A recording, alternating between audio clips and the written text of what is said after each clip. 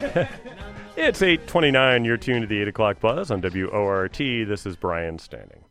A good sherry sack hath a twofold operation in it. It ascends me into the brain, dries me there the foolish and dull and cruddy vapors which environ it, apprehensive, quick, forgettive, full of nimble, fiery, and delectable shapes, which delivered o'er to the voice, the which is the birth, becomes excellent wit. So said Shakespeare's character Falstaff in the play Henry IV, Part 2, describing the effect of his favorite drink. That excellent wit will be on display tonight at the High Noon Saloon as the Madison Shakespeare Company presents an encore performance of their Sloshed Shakespeare. That's hard to say even when you are stone cold sober. Featuring an abridged and inebriated rendition of Macbeth. Joining us in the studio now, I presume sober, are MSC actors Sarah Johnson, who plays Lady Macbeth, and Joshua Woolfolk, who plays Malcolm. Both actors also play two of the witches in the play. Welcome to the 8 o'clock buzz. Good morning. Thank you. So for the record, are you both sober right now? Yes, for the record. Very Get that down. That's too bad. I was kind of hoping for a drunken reading. But now 8 a.m. on a Monday is probably a little bit early. Actors are dysfunctional, but let's be real. So Sloshed Shakespeare has been wildly successful. You did a sold-out performance at the Capitol Brewery, another at the Brink Lounge, and now you've been called back by popular demand for a third at the High Noon. I understand that show sold out as well. Is that right? Yeah, we are reserved out. We don't sell tickets ahead of time for this particular show. So there's still tickets at the door available if people show up, or are you at capacity? Right now, we are reserved at capacity, okay. But if people want to show up early, we are getting cancellations, and we'd love to see people come and experience this for the first time. So can your livers take this? Yeah, I mean, it's blessing of youth is that you can do this well. You can do this early. I mean, it's been a lot of fun, but certainly not the way I'd want to do every production that I'm a part of. But, all right, so explain what happens here. I mean, what is Sloshed Shakespeare? Sure, it's pretty self-explanatory. So, like you said, it's an abridged version of the Scottish play. It's about 90 minutes long, and we got together for, I think, maybe 10 or 11 rehearsal sessions before our opening show. With or without alcohol in rehearsal? Without, mostly. Okay. You gotta at least be sober to rehearse. Yeah, like when you're learning it, you want to make sure that you're in good shape. But we went through it a few times, and just kind of tried to be funny together for a while in rehearsal. And hey, keep that. That's dumb. Don't do that anymore. It was a lot of workshop type stuff. Okay. Yeah, and then we get together at the venue, and we all have a couple to at the beginning of the show, and we do have a drink on stage in front of the audience all together, and then there's one person who's picked out of a hat to be the chosen one, so to speak. And that person, throughout the performance then, is asked every time he or she flubs a line or makes a bad entrance, or we're lucky enough to have our stage manager on stage with us, Tanis, and she is the one in charge. And so if something untoward happens, that person has to take a drink. I see. So it's like a drinking game in a way. A little bit. A drinking game with Shakespeare.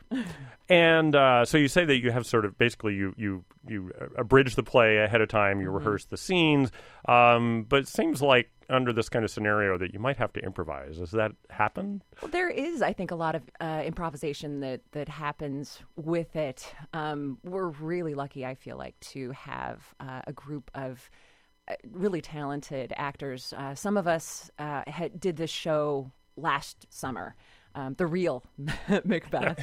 I was Lady Macbeth in that show, and so I feel very, very fortunate to have been able to come back and reprise the role in a very, very different way. And plus, I also get to be second witch and second murderer, which is sort of fun. Joshua is new to the production, but has been great to work with. Well, thank you very much. I did my first production with Madison Shakespeare Company early this year, Richard II at Broome Street Theater, which was a lot of fun. And a castmate of mine in that show, and who was also the producer for this show, Jason Compton, asked me to get involved with this, and it's a hard thing to say no to. So, now when you're picking your scenes, are you picking monologues that are sort of tongue twisters and are particularly difficult for someone with perhaps slurred speech to pronounce? Are you trying to set up a getcha? I gotta say, none of this is particularly easy. With No, slurred speech, right, there's not. that's If you're combing through Shakespeare, I think you'd be hard pressed to find. Oh yeah, this will be really easy to do drunk. This is no problem. Let's do this part.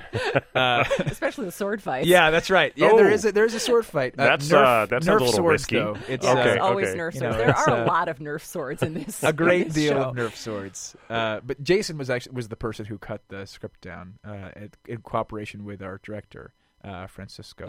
So, I mean, one of the things that about Macbeth is it always seems to me like there's hardly a wasted word in the play. How do you Very true. cut it down? How long is the performance, and how do you cut it down in a way that still makes any kind of sense at all, or do you care?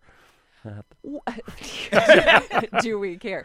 We've tried to preserve the narrative arc, if you will, and it still does make sense. So I think about a couple of the smaller scenes that were cut. Some of Macbeth's longer speeches have been trimmed a little bit.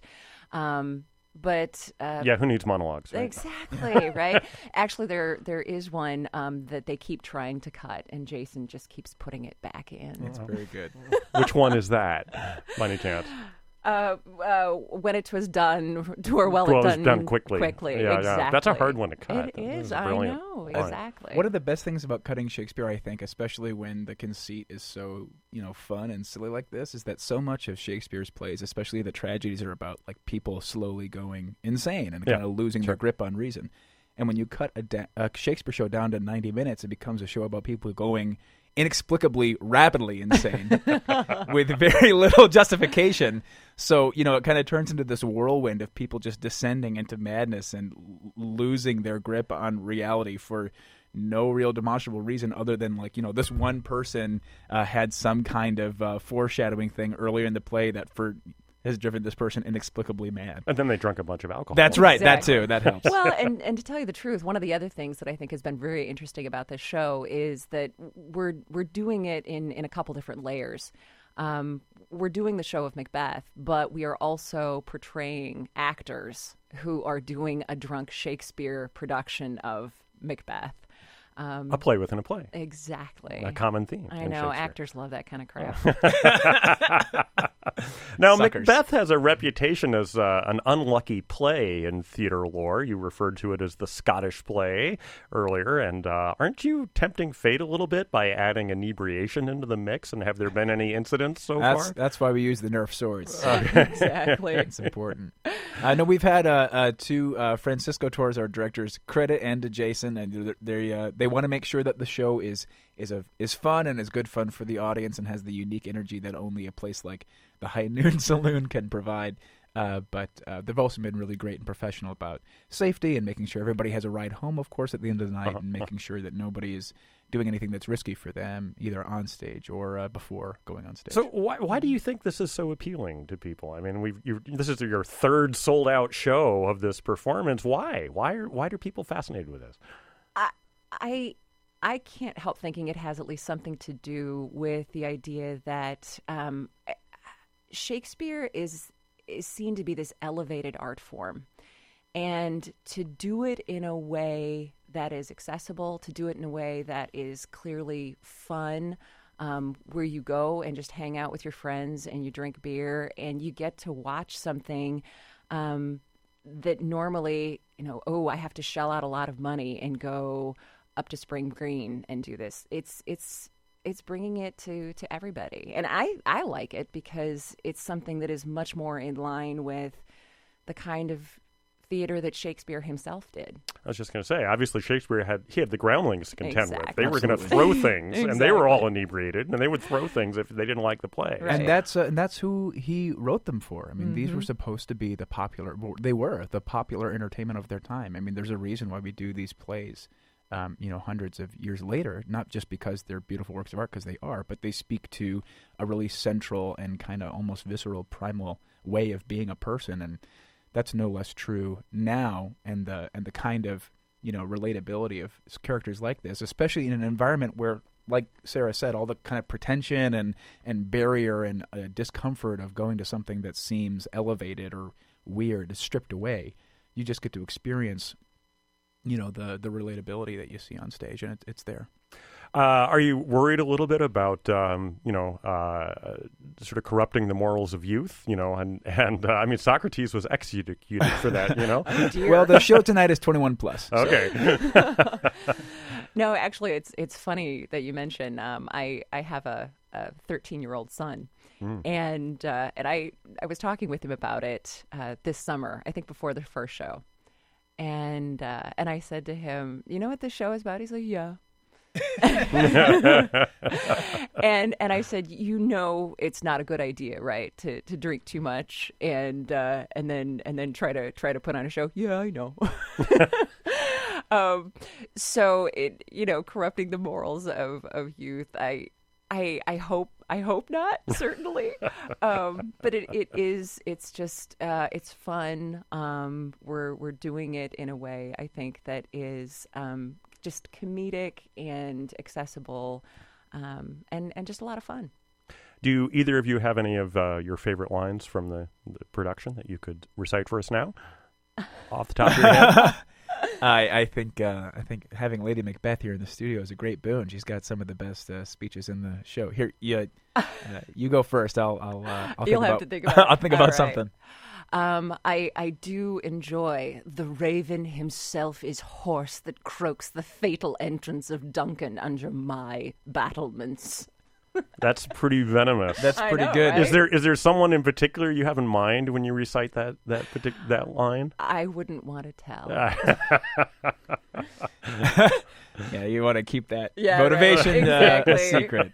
My favorite line, I think, from the show, Malcolm, who is one of the characters I have the privilege of playing, And also... just for people who aren't familiar with the play, describe who Malcolm is. So Malcolm is a Scottish lord who, to put it briefly, is one of the people that Macbeth really, truly wrongs on his way up to power. His family's been murdered by Macbeth's order. So at the climactic scene of the play, it's Malcolm looking for Macbeth to exact his revenge.